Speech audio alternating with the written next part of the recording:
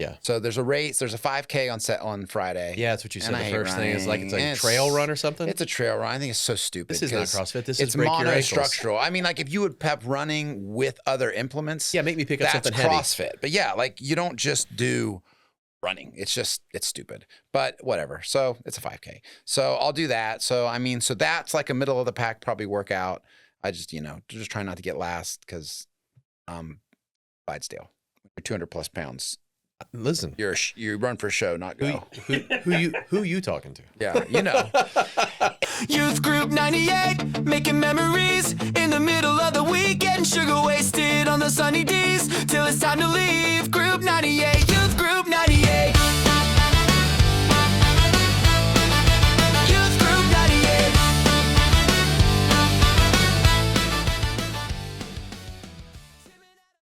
Well, welcome to Youth Group 1998, the podcast where we look back and talk about youth culture and what was going on in the church in the late 90s, early 2000s. We're trying to figure out what was happening in our faith formation years. I am Tim, and as always, I am nestled snugly between two Adams. Got Farnsworth over there on the lights and cameras, and Myers with all of the action. Good to see you, gentlemen. Thank you for being here. All the action.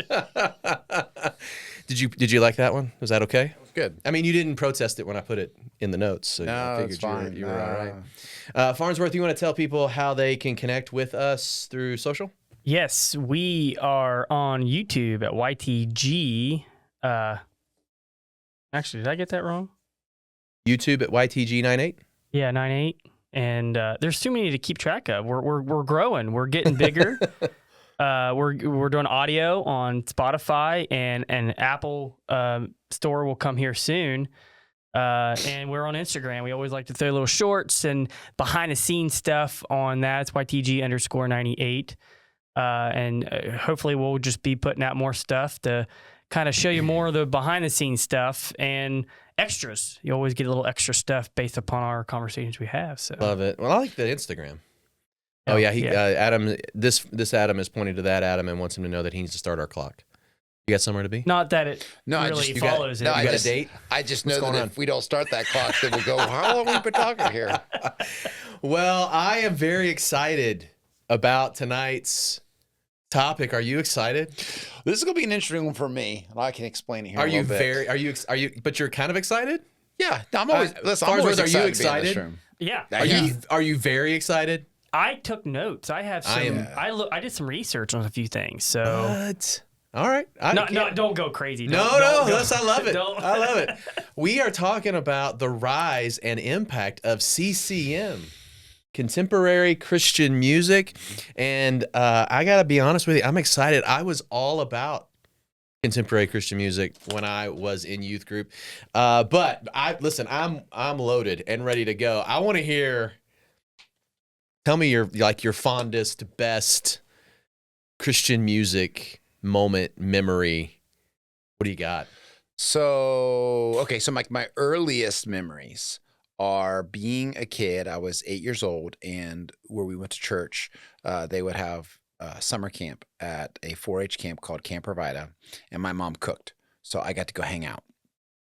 And I just got to be like running around. And so you'd sit in, at night and listen to the sessions and all that. But like the fondest memory I have was they did like a skit one night to Michael W. Smith's Secret Ambition. Like as a kid, man. that like just clicked in my mind, and like that's like my earliest like Christian music, like thinking, oh man, like what about this song? This is like a cool song. They did like this drama to it and stuff. So like that's like my earliest, and then when I was in high school, ninth grade, I had really given my life to Jesus and really got serious about my faith, and so. All that the wow Christian music stuff every year. And it's funny because for me, like I'm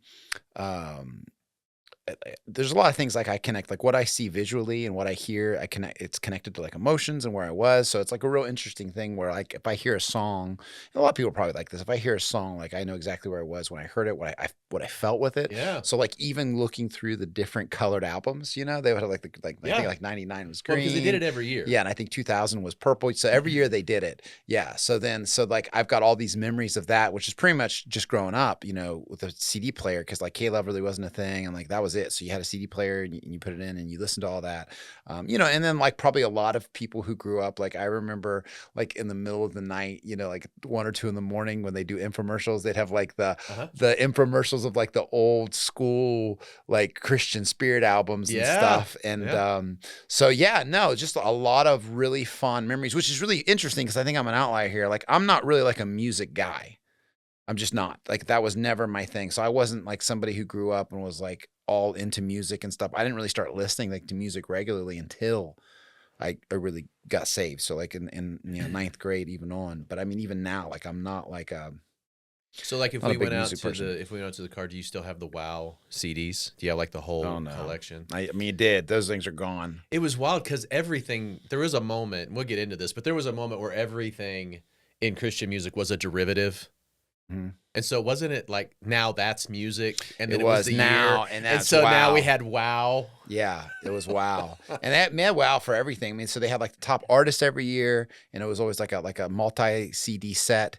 Yep. But then there was like Wow Worship, and I mean, you know, so yeah, and I mean, and again, that's how you heard those songs. You didn't have K-Love, Right. and you didn't have YouTube, and so you didn't have Spotify, so there was no way. So you heard it because your youth pastor would play it during church, and you'd be like, "Oh man, what was that?" And then you know you would just listen to it over and over and over again in But your CD player. you were unique in that you were a teenager coming through, and then you had your music experience. But you became a student pastor while you were still a teen. I was, yep. So did it have an impact on what you did as a student pastor? Were you like, did you use the like box subscription services where Oh, they yeah. would send the videos, and like were you trying to Yeah. convince kids not to listen to Limp Bizkit, that So they needed POD yeah, instead? so I never got on that fight. Like we never burned CDs and stuff. You know, I never Oh, because you never did like a like Yeah, bring your secular music because and I trash never it? listened to secular music like that. You know, Gotcha. again, growing up in my home, MTV, I wasn't even allowed to even spell out MTV, you know, so I wasn't even watching it. And so it wasn't like that. But yeah, as far as like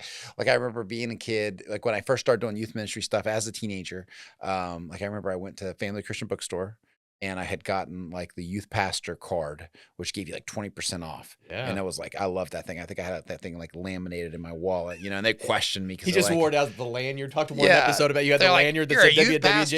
WWJD. And so like you would get like the cool box things of Yeah. like, so like I remember Was it Bluefish? Was that what it was called? Bluefish. TV? Yeah. And I remember who Switchfoot. Like I remember when Switchfoot's like Meant for More Beautiful album came Letdown. out. Yeah, I remember when that came out, and like that was a big thing. So yeah, I mean, we would just use that all the time for different things. And like we've talked about in previous episodes, you know, Adam and I both grew up in the same kind of world where you would do these dramas, and so you use those songs for dramas and stuff. And like, so yeah, I mean, it was like I remember in youth group there was this one song that they would use for almost every altar call, and it was like a slow build up, and then by the time it got to the bridge, so you know, you would like if you were hanging out in youth group long enough, you know, you'd sit in the back because you were like the seasoned Christian teenager, and you'd be like, man, once that bridge hits, everybody's getting saved. You just knew it, you know. And it was just now when you look back at those things, it's super cheesy, but you know, it's just like you know how like there's certain movies you watch when you were a kid, and they're you know they're endearing to you forever. Sure. Oh yeah. But then you show somebody what that movie was when they're an adult, and they go, "This is so stupid." Doesn't hold up. I think I'm just now okay with listening to Meant to Live. Oh, Meant really? to Live was in so many dramas. Oh, Yes. On so many you were playlists. dead on it for It a was while. getting to that point where, you know, some songs Sure. do that. I'm like, oh my, I just, you know, but it's a great song. I love it. Oh, but it's yeah. like, man, we used that thing to No, I hear you. no end. It and- was great, and I'll tell you, I would say I would go. I would go into debate over this. I talked with Jared, is one of our worship leaders at the church, and that album, which I think is called "A Beautiful Letdown," is the name of the album. And Yeah. top to bottom, if you put that album on, it's I think a top 5 record in any genre. I just think it holds up. It's really, really good, which was unique in the sense that not all Christian music in that time was really, really good. They were very, very good. Farnsworth, how did it start for you? So, I heard a lot through the dramas we did. A lot of people picked and stuff like that. Probably one of my earliest bands that I really liked and listened to was Third Day. I'd say that was the biggest Yeah, man. band, and then right along the same time, I can't really remember exactly. Good old DC Talk. Yeah. The Jesus Freak. That was my It was a jam. seminal album for Yeah. Christian music, I think. So those were like my starters. Those Yeah. were like some of the. And there's several others too, but those were like the big ones. I so much Third Day. I would buy so many of their CDs when they Yep. came out, and a lot of DC Talk too. But those were some of the earliest ones that I can remember. They're both very, very good. I remember. So if you had gotten into my car as a teenager and you were flipping through the CDs, you would have found a ton of Christian music from bands that maybe nobody had really heard of. I just would pick it up, and I would, because it was almost like that was the hipster thing to do if you were in youth group, was like, you got to find that real obscure, like Euro techno ska band that loves Jesus. You know what I mean? So you just found a bunch of that. I had all of the biggies, and then pretty much you would have seen Phil Collins and Garth Brooks. Those would have been probably the only artist outside of a contemporary Christian produced album that would have been in my car. I was all about it. Yeah, I grew up to still listen to like Micah W. Smith because they'd be playing those songs as altar calls or in dramas and stuff. When I got older, I had tons of CDs of listening to different bands. OC Supertones, ska, Supertones were so Supertones. good. I still listen to them today. One of my favorite ones, and I actually just talked about this not too long ago, but while I was playing it here, I was doing some studying, and I had it jamming on the computer, and Eric came out and thought it was Allison, one of our other part-time people. I was like, that can't be Allison. You're too young for that. And it was me jamming to Shaded Red. Yeah. And you can't find him on Spotify. What you were saying, yeah. I had them downloaded as files on my computer. Legally or illegally? No, I had the CD. Oh, okay. I burned the CD. I don't even know if I'm sure it's still in my stash somewhere because I don't throw stuff away. But so I love Shaded Red. That's my great Use Me is one of my top songs. I actually had Eric Eaton, our former pastor's son. He played that song for me at our wedding, mine Kira's wedding. Use Me. He figured out how to play on acoustic guitar, and that was just didn't sing it, but just Sure. I love that. So that was a lot for me, and they're still kind of going back on Supertones, kind of genre. We did a weekend retreat. Eric did at Cedar Lakes, and it was really cool because he had the Christian bookstore had some of them come down, and they set up a table during our free time and had all kinds of stuff out. That's and awesome. So if he put the word out, hey, we're gonna have this down here if you wanna. So there was CDs and Bibles and devotionals and journals and T-shirts, and just you can go in there where we're meeting and they set up and whatever. And a buddy of mine had bought a CD, and then I ended up with it, after he was done with it or whatever. But it was called Bob, Bunch of Believers, and they were a ska. And that is some of the funnest songs in the world. So I still jam out to that, but. OC Supertones, Five Iron Frenzy, Insiders. It was like ska lived within the Christian music world probably longer than it lived anywhere else. I feel like that was their response to what like punk and emo, like Green Day and all that is. Well, then I mean, and then you had POD. Oh yeah, which was like very heavy. MXPX was that? MXPX was a punk band. Yeah, Christian punk band. And there was actually a pretty popular band that came out of the Parkersburg, Vienna area during that time. can't tell you who they were, but like they had like a record album, and they were like up there with POD. Well, So there was. I remember Eric had out at Calvary, he had Bleach. Yeah. I don't know. Remember Yeah. Bleach? Audio do. Adrenaline. Audio Oh, there Adrenaline. it is. I'm just so thankful someone else said Oh, it's it. on my Oh. list. And I didn't have to say So it. when you hear Audio Adrenaline, what song do you think of? Oh, What's like the first song that comes to your mind? Bloom. Okay, that's interesting. Where it shows where we were in life. What do you think, Adam? What comes to mind? I had so many pop in my What head. just came right to your mind first? The song. Well, it's a humorous one, the Houseplant song. The The Houseplant Houseplant song. I love yeah. playing. I used to play that song. Yeah, the for one the that youth comes and to stuff. mind is Some Kind of Zombie. That one Oh, absolutely. That's But a great They had a album. lot of great songs. Like their song "Hands and Feet" was a great It's song. a great Yeah. song. What's interesting about Audio Adrenaline, so okay, we've talked about the age gap in this room. I remember a world before Audio Adrenaline. I remember a Christian music scene Yeah. before Audio Adrenaline. Yeah, you're And- old. That's yeah. crazy. And I remember Big House before it was a Vacation Bible School song. Oh, I remember absolutely. when that hit and we were like, this, boys, it's never going to get better than this. Big Like, House, I yeah. remember that. I loved when Dan and the old Blind Journey, when we used to do praise and worship and the band and stuff. I loved it when we started picking songs up like that. Yeah. We played Big House. We played Consuming Fire, Third Day. Oh, I love rocking out to that song. I love being able to kind of pick some of those songs up that we love, bands that we love, and Yeah. actually get to play them and stuff. No, I remember I've seen Audio Adrenaline live more than I have seen other concerts probably in my life. I finally got to see them. It was their last.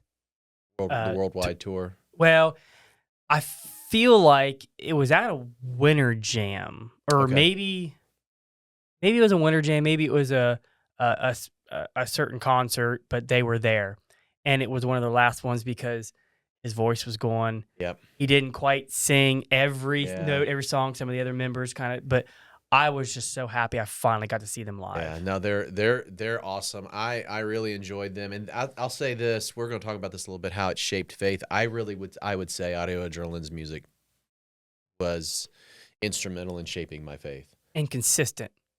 Oh, like as far as their message and just there's something almost on every album for somebody. Like I don't know, I just feel like they're very consistent. Did either of you guys have? I know you said that like music came like later in the journey for you, but if you could pick one, is there a favorite, or is there like a Mount Rushmore, like 4, like that would be these are the all-time greats, or these are my all-time favorites? It's probably hard to measure as best, but like for you, is there a favorite? Because mine's Audio Adrenaline, hands down. They were very, very important to me, and I still, I mean, it's old man music, but I still listen to it. It's hard for me because it hits me different. Certain things hit me different. Now, I like rock, so for me, if you go the rock standpoint and things, I mean, Skillet is still crushing it now. When I first came across them, it was Skillet's very good. So, but then like if I want to think about what was I listening to that really spurned things in my faith, or stuff like that. Like I'll listen to Skillet, but when like I told you earlier, when I was studying, that's not what I put on. Right. So it was like Shade of Red, but Audio Adrenaline. See, for me, it's either Audio Adrenaline or Third Day. Third Day's up. I mean, I think Third Day's a Mount Rushmore band. Because I feel like they have everything. Yeah. You can rock out to some of their songs, and then some of them, man, they get you. Thief, wasn't that one of their like, or I Am a Thief? Yeah, Do you remember that? Thief's a great song. I'm guessing Yeah. that one of the two of you, or both of you, at some point had your youth group do a drama to that song. Oh yeah. It was in several dramas. That Oh, yeah. face. Oh, Oh yeah. Oh yeah. Oh yeah. Adam, you got a favorite one that sticks out? You know what? No, I mean, not really. It's interesting because, like, even now, like, I don't listen to any of those things. I think it's so funny because the way the music just changes and you change with things. I'm not even really a big K-Love guy. I don't really like listening to K-Love. I mean, don't. I've kind of transitioned into I guess just they're not going to pick us up on their listening to worship. Please sponsor us. And even a certain kind of worship. Jordan and I talk about that a lot. But I mean, I think like if you're talking about what influenced me back then. Obviously, Third Day. Michael W. Smith was a big one back Yeah. then. Mhm. Like specifically, look at just culture and life. So I was a junior in high school when the Columbine shooting happened. Gotcha. And Yeah. so I actually watched it live. We were in science class and we had a substitute, and somebody was just flipping through the channels.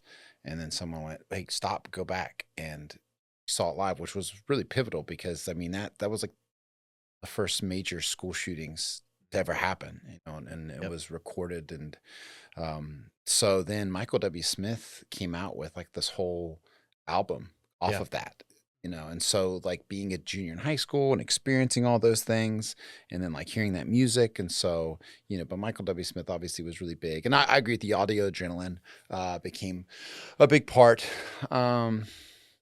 Yeah, I mean, but there's so many of them. I think that's what's crazy. Like Jars of Clay, remember those Oh, guys? I yeah. have Delirious. Yeah. I have that. Newsboys makes I have me think of Newsboys. old school Newsboys. Peter Furler, Phil Joel. Yeah. Newsboys. Yeah. The Oh, old school Yeah, Newsboys. Newsboys. Yeah, different variations of Newsboys. Yeah. Yeah, I have some of them down too. That like Yep. thinking of old, and I even like because you were talking about the WoW and stuff like that. One of my favorite, and I think I just was going to a Christian bookstore and just looking at CDs, and I got various artists. It was various, but it was Seltzer. Yeah. You ever see those? There's like 1, 2, or 3. Yep. You can get those Okay. on Spotify. Okay. And they had Big Tent Revival on there. Yeah, I remember Big Tent Revival. Tons of the same artists we have on there always have a song, and so that's a very good various artist for me that I Very like cool. onto that. Yeah, I was into a Pillar, Cutlass, the Oh, heavier yeah. stuff. Cutlass, I yeah. liked the lighter stuff too. There was a hot moment there in the late '90s where I think I had fallen in love with Rebecca St. James. Oh man. I mean, she ended up not being the one Yeah. because along came the Lady Cinnamon. But there was a moment where she could have been the one. Well, so she had a song on the Seltzer album too, but I hope she's changed her life. But Jennifer Knapp. Yeah, Jennifer Knapp was huge. I was so depressed and I was so upset when that came out with her and stuff like Yeah. that all those years ago. But I just like, I don't know. Now, speaking along of this, you guys ever, I think it was called ZTV. It was MTV, but it was all Christian. Okay, well that makes sense. We had it for some, I don't know how, Yeah. but we had it. I don't So remember. Oh, like it was a network. yeah. I don't remember. And that. so it was like MTV, but it was all Christian songs. And so you can see music videos of some of these artists, and I would flip to it every now and then and watch it. So I that's weird. I don't remember that, but I would have been all about it. Yeah, because I think it's really weird. It sticks out to mind because the video was so odd, and I think it was because it was that '90s vibe, but it was a boy girl group called Raise. Yeah. And they Yeah. had this song on there, and it's a little out. I don't know, but like I said, I think it was just that. Well, that's interesting you bring Breaching that up, that. that there was something that was a little out there. You want to do a little history? Can we do that Yeah, just so real a quick? little Let's walk history through of what's- because we stepped in the middle of the story. When we were teenagers, this thing had been going on. So, in the late 60s, early 70s is where this movement really begins because we had the Jesus movement. You guys maybe have seen the movie. I think it's Jesus Revolution. Yeah. So this would have been like my parents, maybe your parents' age, like in that frame where you had former hippies, or even if they weren't bold enough to be hippies, these sort of anti-establishment, rebellious teenagers who gave their lives to Jesus and then did not want to go to the church and sing organ, choir, hymn music. And so they started doing church and doing gatherings, playing the music that they already knew, which was sort of like a rock or like a folk music. And they were really, I think, if you look into it, probably trying to like witness with it. Like they were trying to tell their story because a lot of folk music was sort of that. Like it was, let me tell you my story. From there, though, you began to see that churches were utilizing these bands. They were utilizing these musicians to bring in other young people. And it didn't take long before labels started to form. Sometime in the mid 70s, we got Christian music distribution and labels. Word, Mirth, Sparrow, and Benson were among the first. And so we began to get these record labels that their thing was, we were going to create our own ecosystem. We're going to have just Christian music. And you both mentioned it, I mentioned it. You did not go to the record store to buy Christian music. Where did you go? The Christian bookstore. It even had like a different distribution. And then the strategy quickly changed, though, when we got to the 80s, and this is where I started picking up Christian music, and looking back on it now, I can see this. Sometime in the 80s, Christian music went from being about telling the story of what Jesus had done for you, or about testifying or outreach, and it really became about a safe alternative. I actually worked with a radio station when I was 18 or 19 years old, somewhere in there, and that was like one of the tags. You know how like when you hit between two songs, they'll like one song will end, and then there'll be this tag, and then there'll be another song. Anyway, they call that something, I can't remember what it's called, a stinger. It's called a stinger, and he'd hit a button to play the stinger, and the stinger said like a a safer alternative. Like that was, we were trying to play rock and roll music that was safer, because that was when we started talking about the difference between Christian and secular. And I don't know that anybody else used those terms except Christians. And I had friends, they were not allowed to listen to secular music. And if an artist, like, we saw it happen with like Amy Grant, remember she crossed over, or Michael W. Smith had some crossover appeal.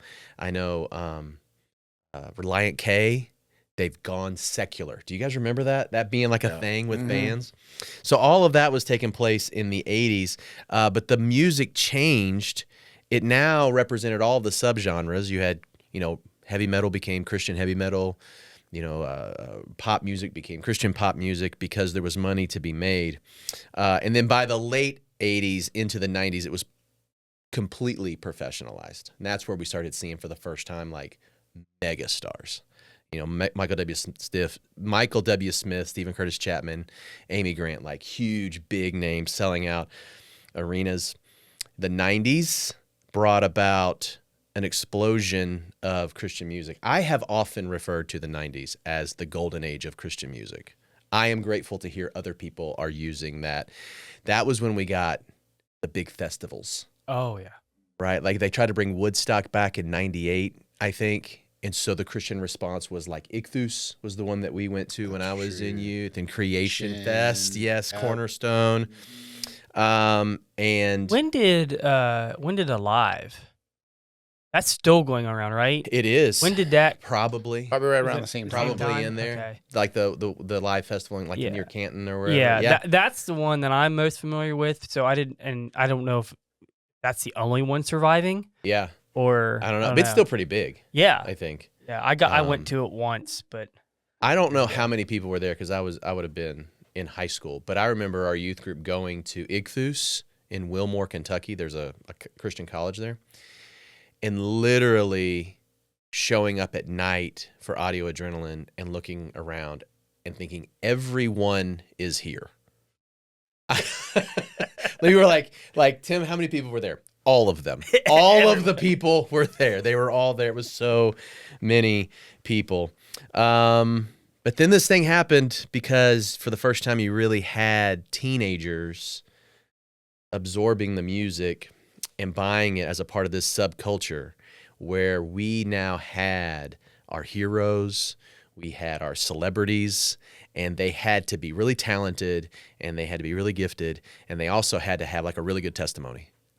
And they couldn't mess up their life. They couldn't get it wrong. They couldn't, you know what I mean? Because they were almost put into a position, I don't know, I never heard anybody address it, but just looking back on it now, it was like you had your pastors and maybe your youth volunteers, your adult leaders, and they were like spiritual authorities for you.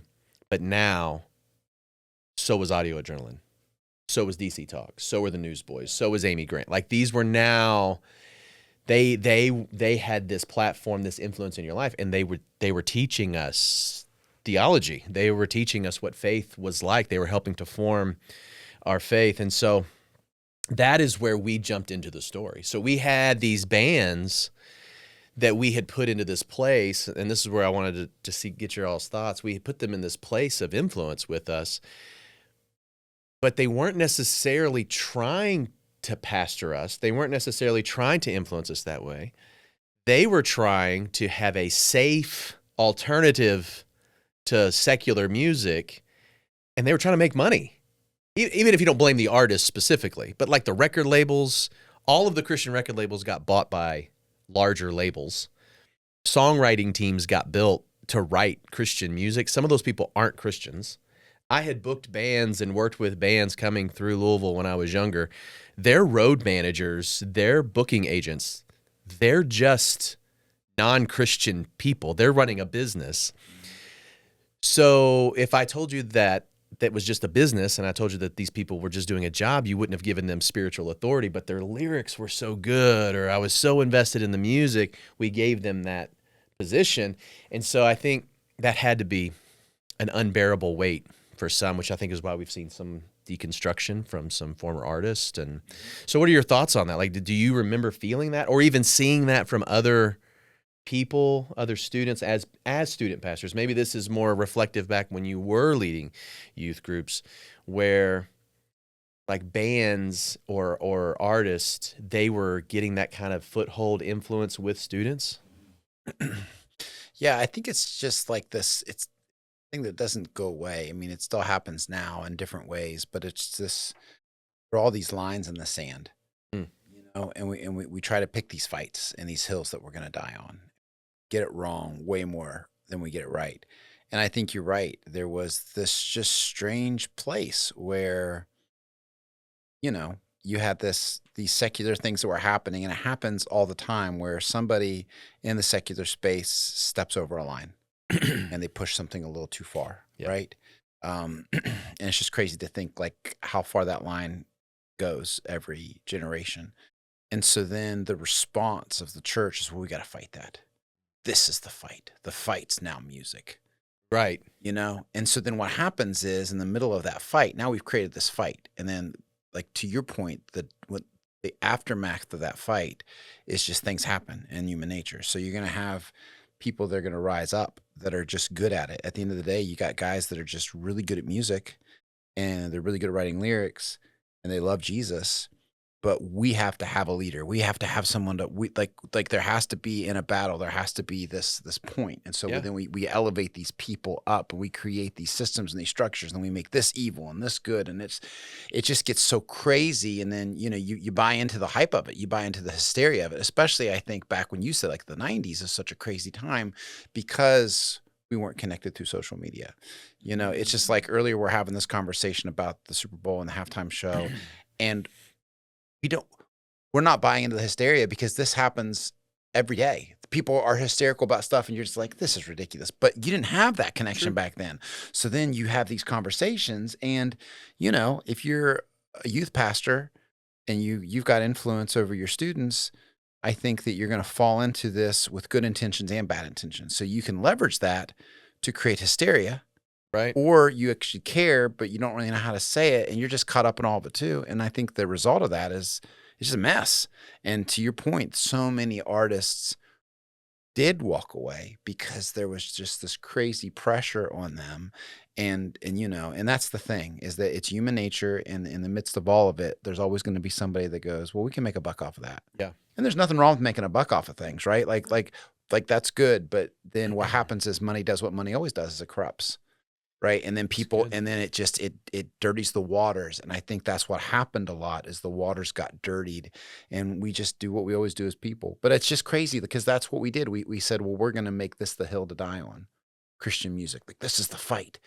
And then, you know, and then we just did weird stuff like in youth group, bring your CDs and burn your CDs, and, you know, and then it's hissing. It's like, that's a demon. It's like, nah, I think it's just plastic, you know? But it's just That one was still shrink wrapped. That's not it's achievement. just, and in the end, what happens is that you just get a lot of people to get hurt. And what actually interesting. the real sad part in my mind, and I'll be done with my point, is that in the end, I think very little of it really points people to Jesus. I think that's the tough thing for Christian music. Like if you walk the arc that we were just doing, where it started out as it was this like these young people who had found faith in Jesus, and this was their voice, this was their expression, and so there was this tool of music to help people understand how awesome Jesus was and the radical change that had taken place in their life.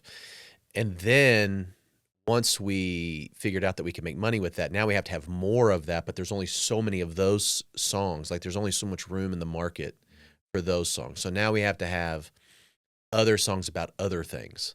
And, I remember there were some contemporary Christian songs, artists, that their lyrics were not theologically correct. They were just wrong. Like they were just incorrect in their theology. And you would go, how did that get made? How did they get past the screening for a Christian record label? But the reality is it got passed because it was going to sell. And I think that's when you say like it got really icky, because we went from like having this tool of pointing people to Jesus through the music.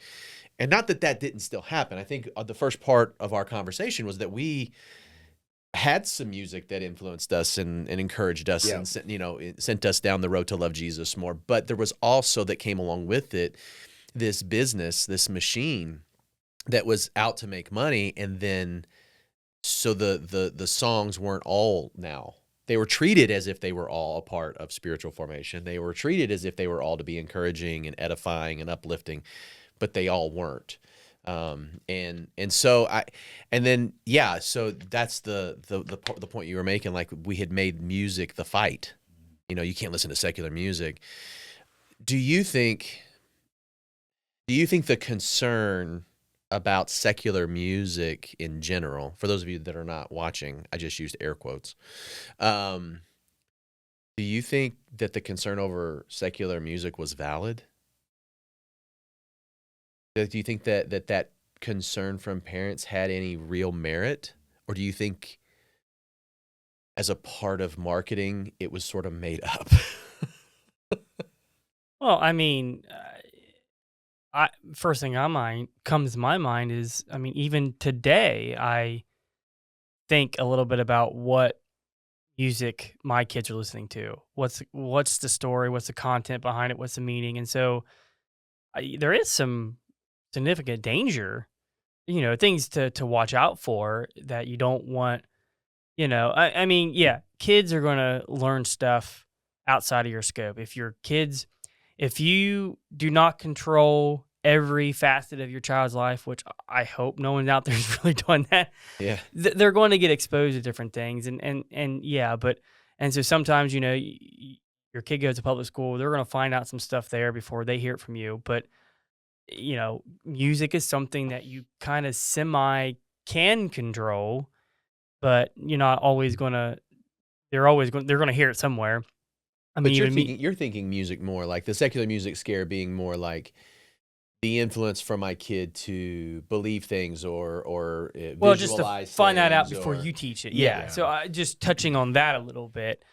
But me growing up and hearing these music, of course I was oblivious to, the game, so to speak, Yeah. or whatever. But now as I got older, I've realized some things, and and I truly believe that, yeah, it started out we wanted an alternative, and somewhere along the lines they have to kind of make it a way to appealing to people, so they start, like you said, kind of mirroring or copying how secular music does and stuff. Sure. And then, yeah, on the other hand, you got record labels finding, hey, there's a niche of people out there that we can profit off of. So then they Yeah. buy that up, and I know somebody who went to Tennessee, was going to school to be an audio engineer, and he got an internship in a well-known record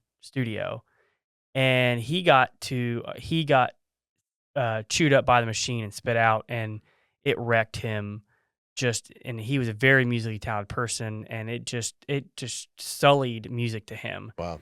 But anyways, I remember when he moved back home because he couldn't survive out there and trying to get in that. He shared some stuff that he saw, and in the studio, it was pretty much like here's, and they produce some well-known Christian artists. This buddy of mine, he met with one and got to sing backup vocals on a record for this well-known artist. And well, I mean, it came out. There's some scandalous stuff, some sketchy stuff that happened with this head of the studio, and so to me that kind of gives proof to just the business. It is a business. And we mentioned it earlier, but I remember my pulling my youth pastor card, so to speak, was getting to take the kids to Winter Jam. Oh yeah. And getting to hey, if you're a youth leader, come on back to this special. I was so excited because I could finally do that. Right, you get your goodie bag and all this stuff. But one thing I remember, it was really cool, and I held on to it forever. But it was a magazine, or whatever. But there was on the back of it, it was like, if you like this artist, if you like Linkin Park, well, check out POD. Yeah. And they had all these big name artists. Yep. And the alternative. And I thought that's perfect because I'm just stumbling along trying to find this, but this would be a way for me finding music that I like, and then also be able to kind of trickle that down. But so but that's the thing, is that those people are trying to, music, it's all the same notes. You guys see those videos where you can sing every song in G, C, and D.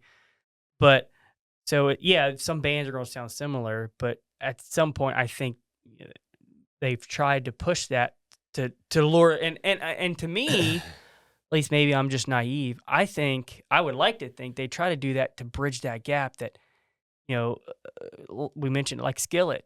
Right. I mean, they rock and they're hoping to draw the people. Oh, sure. But get to hear, but what is true that way, and what is just, I'm gonna push that button for you so you'll like us. And it's interesting. It feels like it's a losing battle, but it could not have been losing because they kept doing it. But I cannot imagine. Just picture the conversation. You're the youth pastor, and you're trying to be cool, right? You don't need them to like you. That's not in your job description, but you want them to like you because you're trying to tell them about Jesus, and you're going to go have a conversation and say, "Hey, you like Oasis? You guys ever heard of the Elms? Because they're almost the same, except they rock for Jesus." Is there ever a way that conversation could have worked? And I think that's so stupid. No teenager was like, "Oh man, they're just like Linkin Park. I want to listen to POD." I can't imagine that conversation ever worked, but it apparently. Right? Apparently it did. Apparently it worked. Yeah, and you had brought something up earlier about the fight and the whatever. I mean, obviously, yes, what we consume and what we listen to is very important. Yeah, and it shapes our heart. And I've got kids and they're teenagers, and so there's conviction in our house. When you sit and you think of words and you listen to it, man, is that good for my heart? And so in the end, having an option of something better that's going to be drawing our hearts to Jesus and glorifying Jesus. Those are all great and fantastic things. I think then just a part of this whole journey with the Christian music scene and the controversies, et cetera, is because people are involved and our hearts are broken. And a part of that is that, it's always going to sway towards ourselves, right? It's when Paul in Galatians talks about this fight between the flesh and the spirit, and that fight's going to be there until the day, God calls us home. And so I think that's the unfortunate, a lot of things. It starts off with great intentions, but then, hey, how can we make some money? How can we do this? And then it just gets, it can just get messy. And it does get messy because it wasn't, I don't think it was all everyone was all motivated by money. I think there were No. genuinely artists and bands and people making music out there that were like, no, this is really helpful. This is safe. Yeah. This is better for the kids. Well, this and is there's great. nothing wrong with that. Like with Right. you being an artist and you have something that you're sharing with the world. People work, they should get paid. You should get paid for that, Right. and compensated for that, For 100%. For sure. You know, because it's no different than anything else. But I guess, yeah, that's where it just gets messied with what we're really trying to do, and you know, I think that's what happens is it covers up some of the real issues, you know, and then it just and then when people do what people do, which is make mistakes, things get messy. Yep. That's when the danger comes, because then it's like, I think that's the fear, and you had brought this up to this, is we start elevating people into positions that they really don't have. You're right, because at the end of the day, audio adrenaline can't be my pastor. They don't know me. They don't have that. But if I, you know, and you know, any band we could think of that stopped and they stopped following Jesus. So if you elevate that person as the spiritual leader of your life when you don't have a real relationship with them, and then all of a sudden they bail, you go, well, what am I going to do now? And I think that's the real problem, is that at the end, if we're not careful, we're always going to drift to those spaces.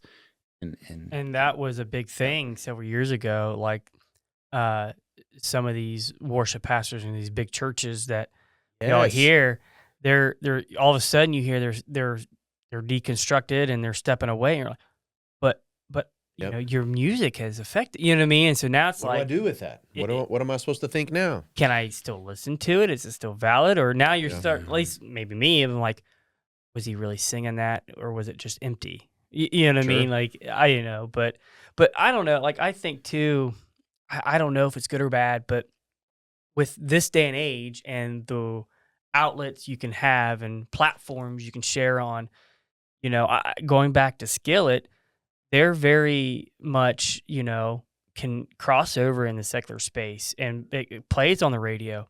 But at the same time, you get to hear their voice, because he jumps on a podcast and has his own and continues to you kind of get a feel from where he's still standing and whatnot.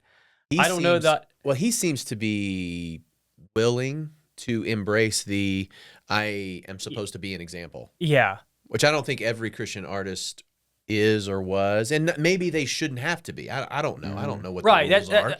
That's why I don't know if, like, I'm not saying every artist out there go start a podcast and we hear your but thoughts, he seems like he was willing to step into it. If you're wanting to stand your ground and not just have your songs be it, but hear your actual voice. Yeah. There you go. And another band that's a classic I love is 1,000 Foot Crutch. Yeah. And TFK. I got to hear them at a Point Fest, Cedar Point, did their kind of mesh, and I think this is true for every other one of their concerts. They're not the headliner.